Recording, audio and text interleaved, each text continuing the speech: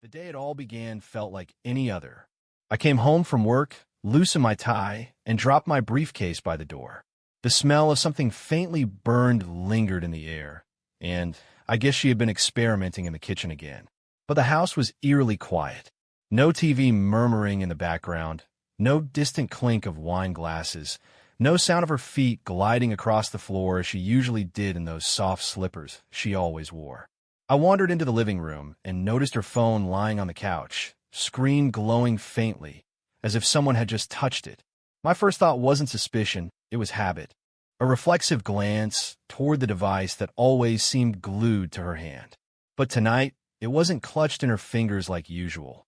Instead, it sat there, face up, unlocked as if tempting me. I should have ignored it. I should have tossed it on the coffee table and gone upstairs to let her know I was home. But something about the way the screen flickered. It wasn't a text message or an email notification. It was an unfamiliar app icon glowing faintly at the top of her notifications. I leaned closer. The name was generic, forgettable, just some dating site I'd heard whisper about online, but never thought much of. My gut tightened. I tapped the screen just once. I'm not proud of it, but I did. There it was. A profile under her name, complete with photos of her I didn't even know she had taken. Her smiling at the beach in that blue sundress I thought she'd only worn once. Her sipping wine with that playful tilt of her head I hadn't seen directed at me in months. My stomach churned as I scrolled through the bio section where she had written, "Looking for excitement." Something I've been missing at home. I didn't stop scrolling. I saw the messages, long strings of texts, flirtatious exchanges, and inside jokes. Her words, but to strangers. To him. He wasn't some local guy from town or an old flame from her past.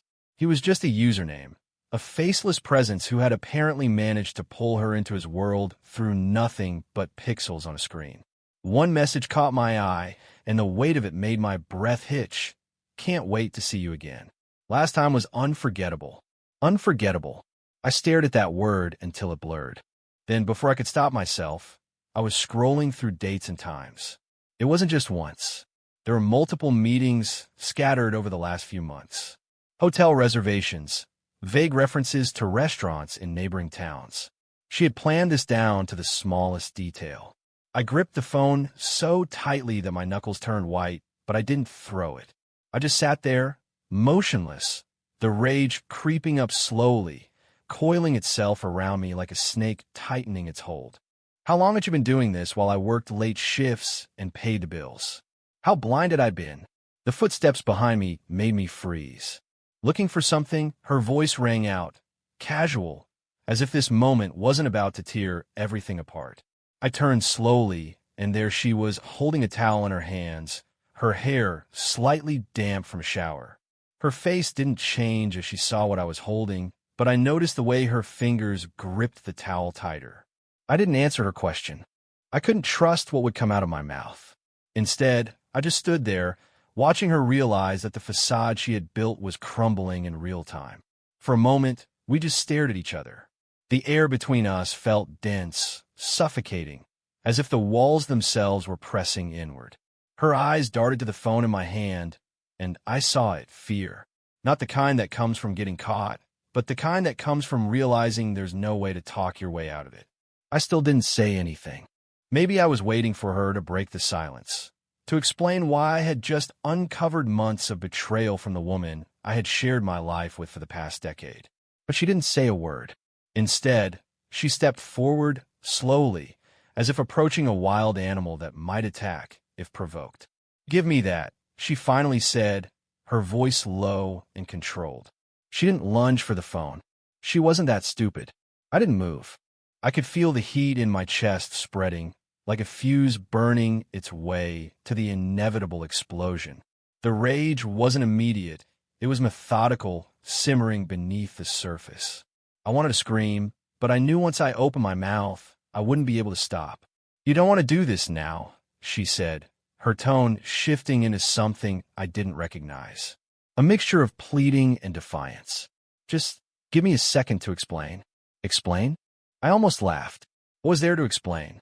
I could see it all laid out in front of me like a map, every step she had taken to betray me. I tossed the phone onto the couch, but the gesture wasn't one of surrender. I just didn't need it anymore. I had seen enough. How long? My voice came out rough, barely above a whisper. She flinched, like she hadn't expected me to speak yet. Please don't. How long, Jennifer? I said her name like it was a curse, one that burned my tongue. Her lips parted, and for a moment, I thought she'd lie to me. But she didn't. 3 months. 3 months. 90 days of living under the same roof, sharing the same bed, while she snuck off to meet strangers. 90 days of me coming home, tired from work, and not once realizing that her mind and her body were somewhere else. I took a step toward her, and she backed up instinctively, the towel slipping from her hands onto the floor. 3 months, I repeated, as if saying it out loud would make it feel real. You didn't think I'd notice? Her eyes flickered with something, guilt, maybe, but it was overshadowed by something uglier. Blame. You never noticed anything, she said, her voice rising. You're at work all the time. You come home and barely look at me, and you expect me to just sit here and wait for you to care? I'm not some decoration, Mark. I felt the rage flare up, but I bit down on it, refusing to let her flip this on me. So this is my fault, huh? You cheat, and somehow I'm the one to blame. Her eyes filled with tears, tears that for a second almost made me forget how furious I was. You don't understand, she whispered, her voice breaking. I didn't plan for this to happen. I didn't go looking for it. But you made it so easy to feel invisible. Invisible. The word felt like a slap to the face, but it didn't wound me the way she intended. If anything, it made me angrier, because deep down, I knew she wasn't entirely wrong. I had ignored the signs. I had brushed off her complaints about how distant I'd become. I thought I was doing enough by keeping the lights on and making sure we had food on the table. But there's a difference between acknowledging your mistakes and accepting the blame for someone else's betrayal. I wasn't about to let her rewrite the story to make me the villain. You could have talked to me, I said, my voice hardening. You could have told me you were unhappy. But instead, you went online and let some random guy fix what you thought was broken. Her face twisted, the tears streaming freely now. And what would you have done if I told you, huh? Would you have put your phone down, stopped working late, and paid attention to me? Or would you have made excuses, like always? I clenched my fists, the weight of her words crashing down like bricks. I hated how easily she could cut through me, exposing the cracks I didn't even know were there. But this wasn't the time for self-reflection. Not when she was standing in front of me, still trying to justify what she had done. I didn't cheat because I hated you, she continued, her voice raw. I cheated because I missed a version of you that actually cared. I took a step back, needing the distance. The rage inside me hadn't cooled. It had simply evolved, morphing into something darker. She thought this was about love lost, about attention neglected. But to me, it was about betrayal, about trust shattered beyond repair. I turned away from her, staring out the window into the night, where the streetlights flickered like distant reminders of the life I thought I had. She wanted to make this about me, but I knew better. This wasn't just my failure. It was hers, too. And as I stood there, breathing heavily, I realized something that hit me like a punch to the gut. I wasn't sure if I wanted to fix this or burn everything to the ground. The silence between us stretched like a rubber band, taut and ready to snap. I could hear her soft, uneven breaths behind me as she tried to piece together something resembling an apology. But the damage was done, and we both knew it. I didn't move from the window, watching the faint glow of headlights crawl down the street. How easy it would be to just leave, walk out that door, get in my car, and drive until her voice was nothing but a memory fading in the rearview mirror. But something kept me rooted there, feet planted on the floor like they belonged to someone else. Behind me, she spoke again. Her voice cracked, like she knew she had to say something but couldn't find the words. I didn't want to hurt you, Mark. I let out a bitter laugh, the sound foreign even to my own ears. You didn't want to hurt me? What did you think was going to happen when I found out? Or were you hoping I'd never know? No, she whispered, and I could tell she was crying harder now. I thought maybe we could fix things before it got this far. I didn't expect. Expect what? I turned to face her, the fury bubbling back to the surface. Didn't expect me to figure it out? Or didn't expect me to care? Her shoulders shook, and for a moment, I saw the woman I had fallen in love with all those years ago. The one who had stood beside me at our wedding, smiling through tears as we exchanged vows we were now both breaking. But that woman was a ghost, a memory I couldn't hold onto anymore. Why him? I asked, my voice calmer than I felt. What did he give you that I couldn't? She hesitated, wiping her face with the back of her hand. He listened, she said finally. He made me feel wanted. The words hit me like a punch to the chest, but I didn't flinch. I had asked for the truth, and there it was, laid out in front of me like the wreckage of a car crash I couldn't look away from. I wanted to scream at her, to tell her that I had wanted her too, that I had just been too buried under deadlines and responsibilities to show it. But what was the point? She had found her solution, and it wasn't me. You think this is all my fault, I said, more a statement than a question. Her eyes flicked up to meet mine, red and swollen from crying. It's not all your fault, she said softly. But you weren't here, Mark. Not really. And after a while, I stopped trying to get you to notice. I took a step closer, and she didn't back away this time. So, instead of trying harder, you gave up. And what? You thought someone online could fix what was broken between us. I didn't mean for it to go this far, she said, voice shaking. It started as messages, just stupid conversations to pass the time. I didn't think it would turn into anything real. Real, I repeated, the word bitter on my tongue. Real enough to meet him in hotels. Real enough to lie to me for 3 months. She flinched as if I had struck her, but I didn't care. She wasn't the only one hurting. I didn't love him, she said quickly, like that would somehow make this easier to swallow. It wasn't about love. So what was it about? My voice rose, the anger pushing past the wall I tried to hold up. Attention? Thrills? Did you get off on the secrecy, knowing I had no idea? She covered her face with her hands, her sobs muffled but still audible. I didn't move to comfort her.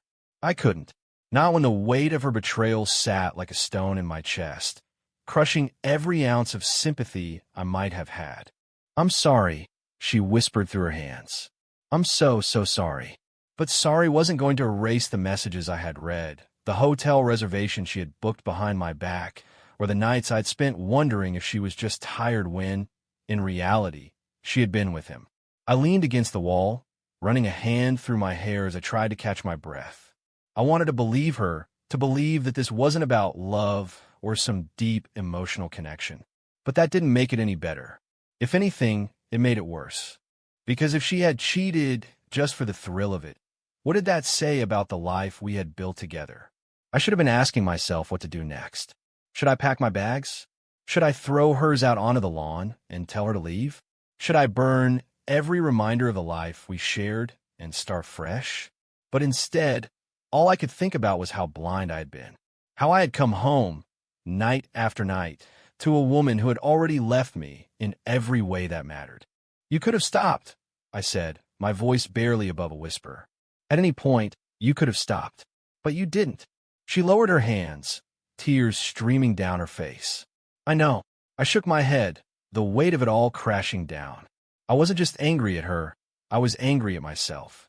For missing the signs. For thinking that as long as I provided for her, that was enough. For believing in a version of our marriage that had already fallen apart. But none of that mattered now. I looked at her one last time, taking in the woman who had once been my world and was now a stranger I didn't recognize. You can cry all you want, I said, my voice cold. But tears don't fix betrayal. Then I walked upstairs, leaving her standing there, broken and sobbing into the empty space I used to fill. I shut the bedroom door behind me and leaned against it, the wood pressing into my back as I tried to steady my breathing. My mind was racing, replaying every moment from the past 3 months like a broken film reel. I could see it all so clearly now. How her phone had become her constant companion. How she'd laugh at something and quickly swipe the screen away when I entered the room. The nights she claimed she was meeting friends or running errands. The sudden glow in her face that wasn't for me. I sank onto the edge of the bed, staring at the worn comforter we had bought together years ago, back when we still thought the small things mattered. Back when we spent weekends painting the walls of this house and arguing over which shade of beige was too beige. Funny how that seemed like a lifetime ago. I grabbed my phone and opened the Notes app, half out of instinct. For the past year, I had used it to make lists, groceries, work tasks, things to fix around the house. But now, I was making a different kind of list. A mental one that took shape faster than I could control. How long could I stay here without losing my mind? Did she even regret what she did? Or was she just crying because she got caught? What was I supposed to do next? I heard her footsteps on the stairs, slow and hesitant, like she was afraid I'd lash out again if she got too close. I didn't move. I wasn't ready to face her yet, but she knocked anyway, soft and timid. "Mark," she called, her voice muffled through the door. "Please let me in." I stared at the door for what felt like forever. Part of me wanted to throw it open, let her see just how much damage she'd done. But another part of me, the part that was still clinging to some shred of control, kept me frozen in place. After a few moments, I heard her footsteps retreat down the hallway.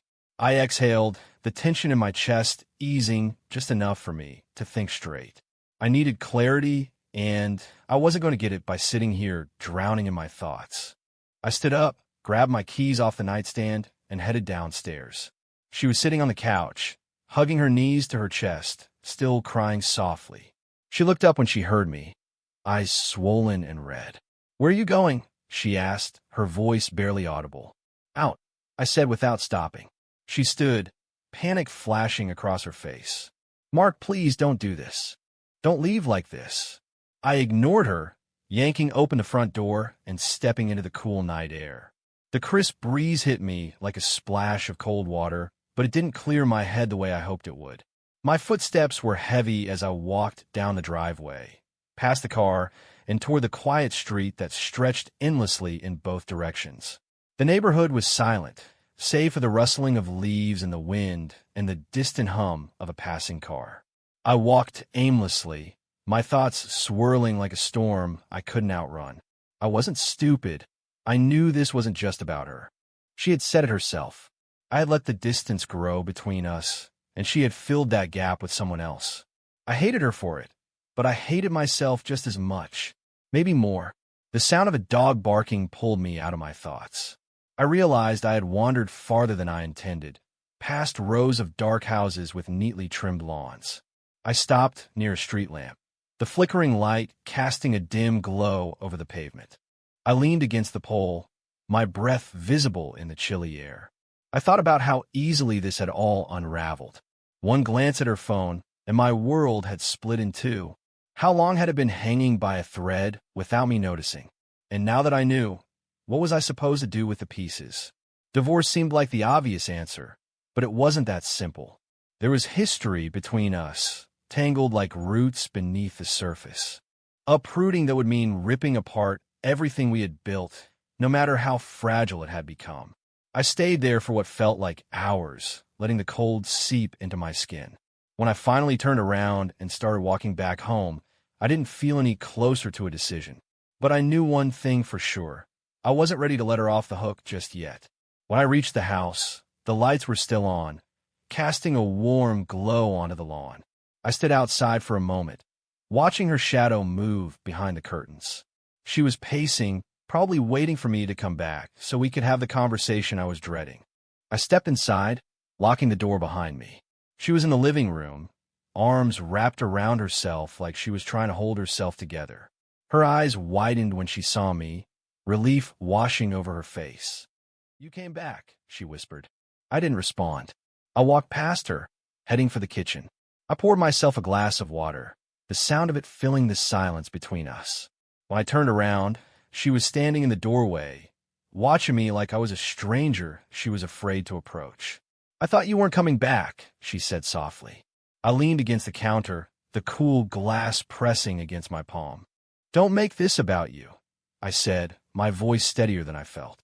"You don't get to play the victim here." Her lips trembled, but she nodded. "I know."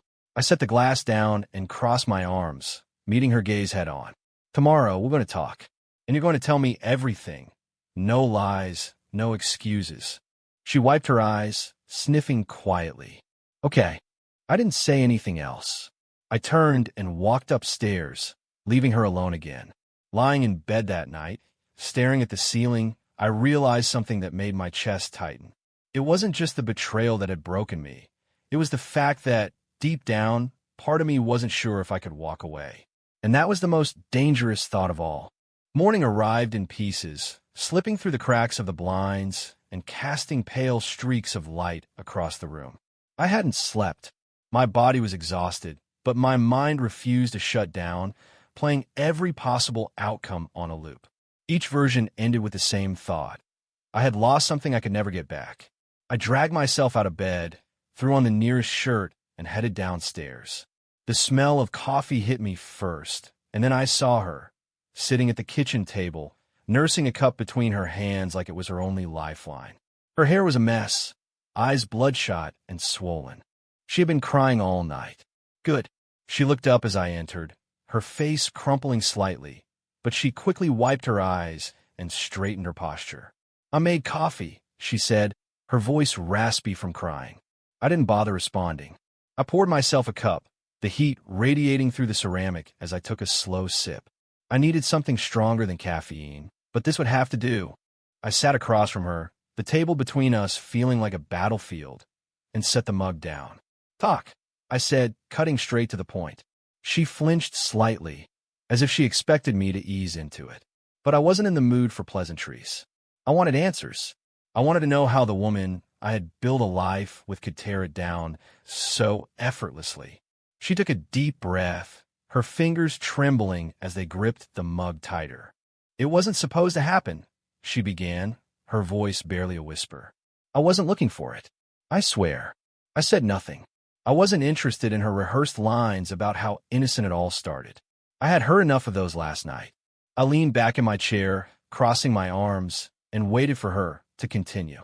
I joined the site because I was lonely, she admitted, her eyes focused on the table instead of me. You were always working. I felt like I didn't exist anymore. I clenched my jaw but stayed silent. I wasn't going to let her derail this conversation by making it about her loneliness. She needed to own what she did, not hide behind excuses. I started talking to people, she continued. It felt harmless at first. Just messages. Compliments. I wasn't getting that from you, so Her voice broke, and she wiped her eyes before continuing. I thought it was harmless. I didn't plan to meet anyone in person. But you did, I said coldly, cutting through her sob story. She nodded, her shoulders shaking. Yeah, I did. I set my coffee down with a little more force than necessary. How many times? 3, she whispered. I met him 3 times. I closed my eyes briefly, tried to push down the anger bubbling to the surface. Where? She hesitated, and I knew the answer before she said it. Hotels. Of course. Hotels. Neutral territory where they could indulge in whatever fantasy they had built over text without the reality of our home weighing them down. My hands gripped the edges of the table, the wood creaking under the pressure. Did you love him? I asked, my voice steadier than I expected. No, she said quickly, shaking her head. It wasn't love, Mark. It was attention. I needed to feel wanted again. The word stung, but I didn't flinch. I had heard worse from her last night. And what about me? What did you think I'd feel when I found out? I didn't think you'd find out, she said, her voice breaking again. I wasn't thinking about the consequences. I was just selfish. I finished for her. You were selfish. She nodded, tears streaming down her face. Yes, I was. I was selfish, and I'm sorry. I'm so sorry. I leaned forward, narrowing my eyes. Sorry doesn't fix this, Jennifer. Sorry doesn't erase the messages, the hotel meetings, or the fact that you betrayed me while I was out working to keep this house running. She sobbed harder, her whole body trembling. But I wasn't done. Not yet. Do you have any idea what it feels like to be blindsided like this? I asked, my voice rising. To think you know someone, only to find out they've been sneaking around with a stranger from the internet? She covered her face with her hands, muffling her sobs. I wanted to feel something, pity, sympathy, anything, but all I felt was rage and the hollow ache it left in its wake. I stood up, pacing the kitchen as I tried to make sense of everything. The woman sitting at the table wasn't the same person I had married. That woman had been replaced by someone I didn't recognize, someone who had no problem risking everything we had built for a thrill. You want to blame me, I said, stopping in front of her. You want to say it's because I didn't give you enough attention. But the truth is you made a choice. You could have talked to me, told me how you were feeling. But instead, you chose him. She lowered her hands, her eyes pleading. I know I made the wrong choice. Do you? I asked, tilting my head slightly. Because you didn't stop after the first meeting. You went back. Again and again. That's not a mistake, Jennifer. That's a decision. She sobbed quietly. And for a moment, I felt the weight of everything pressing down on me. The betrayal, the lies, the nights she had spent in someone else's arms while I was too busy to notice. I walked to the window, staring out at the empty street. Why now? I asked. Why are you telling me the truth now, when you've been lying to me for months? She sniffled, her voice barely audible. Because you found out, and because I don't want to lose you. I laughed bitterly, shaking my head. You don't want to lose me? You already did. Her sobs grew louder, but I didn't turn around. I couldn't. The woman crying behind me wasn't the same person I had built a life with. And I wasn't sure if I could forgive her, or if I even wanted to. I'll sleep on the couch, she whispered, if that's what you want. I didn't answer. I just stood there, watching the world outside move on as if nothing had happened, while mine sat in ruins. I didn't respond to her offer to sleep on the couch. I wasn't interested in deciding where she spent the night. All I wanted was space. Space from her sobbing, from her excuses, and most importantly, from the version of myself that was dangerously close to forgiving her too easily. I heard her shuffle out of the kitchen and up the stairs, her footsteps like dead weight dragging across the floor. When the bedroom door closed softly behind her, I exhaled. The silence that followed should have been comforting, but it wasn't. It wrapped around me, heavy and suffocating, reminding me that this house, our house, was now filled with ghosts I couldn't chase away. I sat back down at the table and stared at the cold coffee in my mug, replaying our conversation over and over. She had confessed everything, admitted to the hotel meetings, the messages, the need for attention she hadn't found at home. But something about her confession didn't sit right with me. It wasn't what she said, it was what she hadn't said. There were gaps, details she skimmed over too quickly, as if hoping I wouldn't notice. The way she avoided looking me in the eye when she talked about the last time she saw him. The way she kept insisting it wasn't about love, as if repeating it would make it true, equals. I grabbed her phone off the counter, my fingers trembling slightly as I unlocked it. I knew I shouldn't be doing this. I had already seen enough to break me. But curiosity, or maybe self-destruction, pushed me forward. I opened the dating app and scrolled through her messages again, my eyes scanning for anything I might have missed. Most of the messages were exactly as I remembered them. Flirtatious, shallow, filled with empty promises of excitement. But then I saw it. A conversation I hadn't noticed before, buried beneath newer messages. The first thing that caught my eye was the date. It wasn't from 3 months ago. It was from last week. My pulse quickened as I opened the thread. The messages were short, unlike the long, drawn-out exchanges she'd had with the other guy. But they were more intimate, more familiar. My stomach twisted as I read them. Him, I miss you. Can we meet again soon? Her, I can't. It's too risky now. Him, you're worth the risk. Her, I wish things were different. I scrolled faster, my breath hitching as I reached the final message she had sent him, just 2 days ago. Her, I'll figure something out. Just give me time. My hands shook as I stared at the screen. She had lied. She had told me it was over, that she hadn't seen him since the last hotel meeting. But this conversation proved otherwise. She wasn't done with him. She was still planning to see him again, even after everything had come crashing down. I stood up so quickly that the chair scraped against the floor, the sound piercing through the quiet house. My vision blurred as I made my way up the stairs, my footsteps heavier with each step. By the time I reached the bedroom, my heart was pounding so hard I could barely hear anything else. I pushed the door open without knocking. She was sitting on the edge of the bed, her face buried in her hands. When she looked up and saw me standing there, her eyes widened in fear. What's wrong? She stammered, as if she didn't already know. I held up her phone, the conversation still open on the screen. You said it was over. Her face drained of color. Mark, you said you hadn't seen him since the last hotel meeting. I continued, my voice shaking with fury. But this says otherwise. You're still talking to him. You're still planning to see him. She stood up, her hands outstretched as if to calm me down. No, it's not what you think. Don't, I snapped, stepping back. Don't lie to me again. Her mouth opened, but no words came out.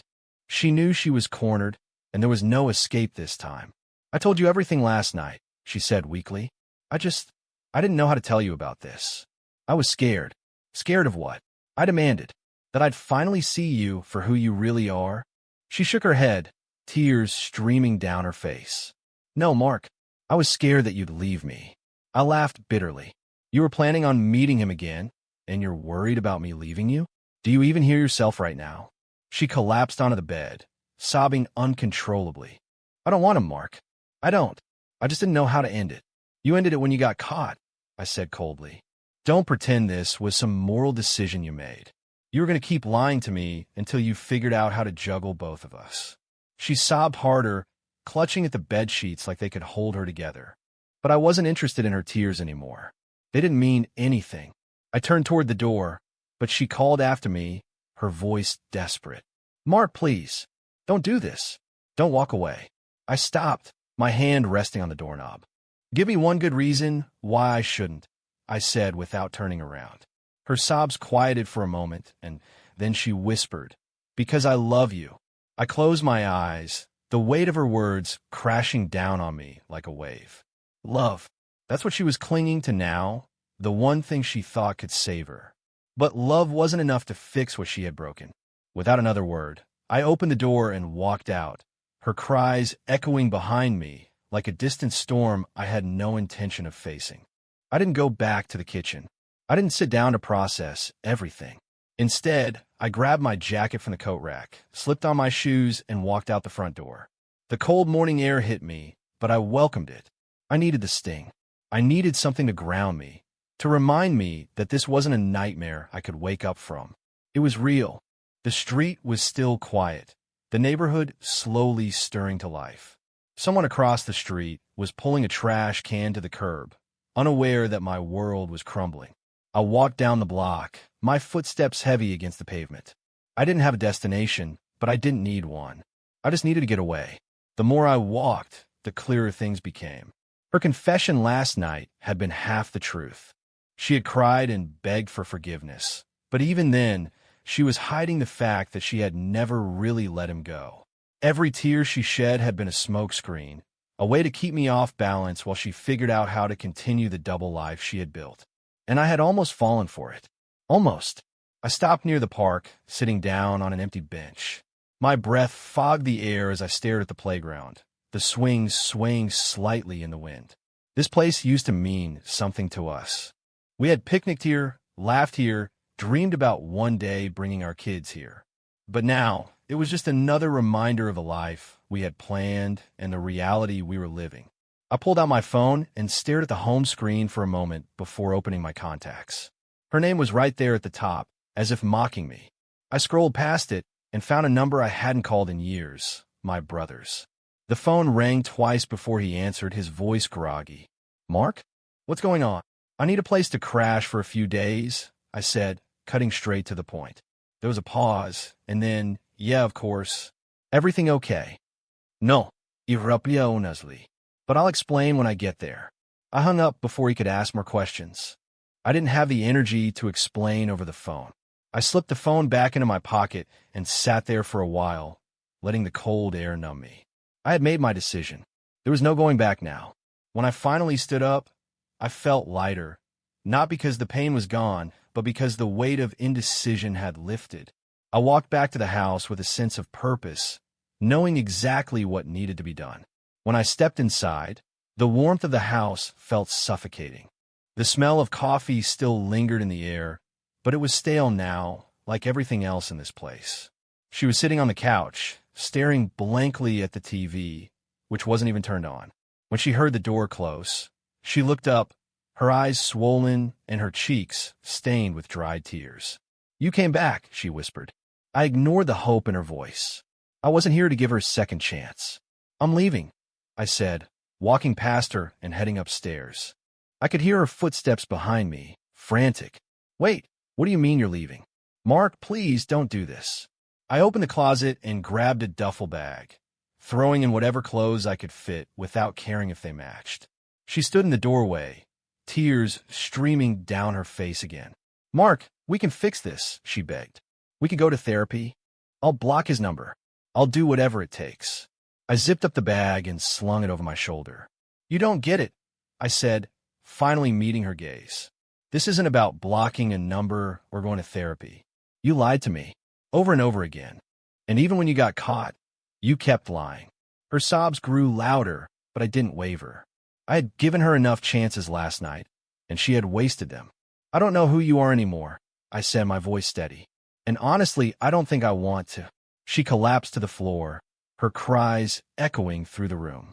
I walked past her, my heart heavy but resolute.